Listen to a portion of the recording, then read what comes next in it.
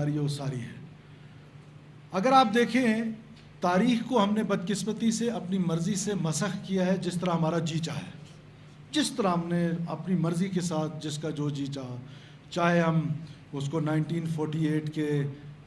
الحاق کی بات کریں، کلات اسٹیٹ کی، تو اس کی جو سٹوری ہے وہ جو یہاں سنائی جاتی ہے وہ ڈیفرنٹ ہے، جبکہ خان کلات خود اپنی آٹو بایوگرافی میں، آپ کیونکہ سارے بڑے انٹلیکچوئل لوگ بیٹھے ہیں، ان سائڈ بلوچستان ان کی آٹو بایوگرافی ہے، اس میں وہ پورا قصہ لکھتے ہیں، اور اس میں کہیں وہ یہ ذکر کرتے ہیں کہ it was an article of faith. تو when it was an article of faith, تو میرا خیال ہے کہ جب ایمان کا حصہ ہو تو ایمان کے حصے میں کوئی زبردستی تو نہیں ہوتی ہے۔ اینی ہاؤ یہ نیریٹو ہے، بلوچستان کے بارے میں پرسیپشن اور ریئلٹیز میں بڑا فرق ہے۔ میں پھر زیادہ لمبی ہسٹری پہ نہیں جاتا ہوں، کہ صرف ایک چیز آپ لوگوں کو ضرور گوش گزار کرنا چاہتا ہوں کہ یہ ہائی کورٹ کا جو انسیڈنٹ تھا، جسٹس نواز مری کی جو شہادت تھی، اس سے ذرا پہلے کچھ اور بھی ہوا تھا، اور وہ تھا حیدرآباد سازش کیس۔ اور یہ ہمارے قوم پرست رہنما کہہ دیں،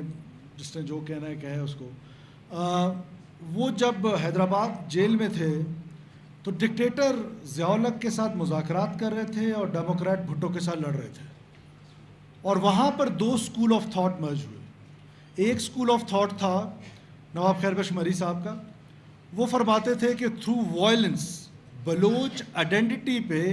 ہم ایک علیحدہ نیشن اسٹیٹ بنائیں گے، جس میں موجودہ بلوچستان جو ادھر پاکستان کے بلوچستان کا حصہ ہے، کچھ حصے پنجاب کے دریا سندھ کے اس طرف، کچھ حصے ایران کے اور کچھ حصے افغانستان کے، یہ بلوچ آئیڈینٹی پہ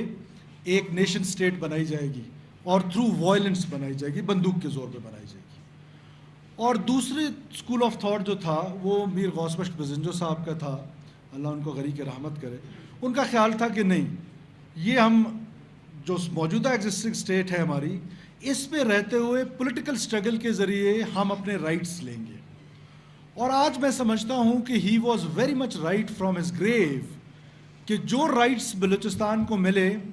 وہ پاکستان کی پارلیمنٹ نے ان کو دیے، پاکستان کی کانسٹیٹیوشن نے ان کو دیے، چاہے وہ 1 یونٹ ہو، چاہے وہ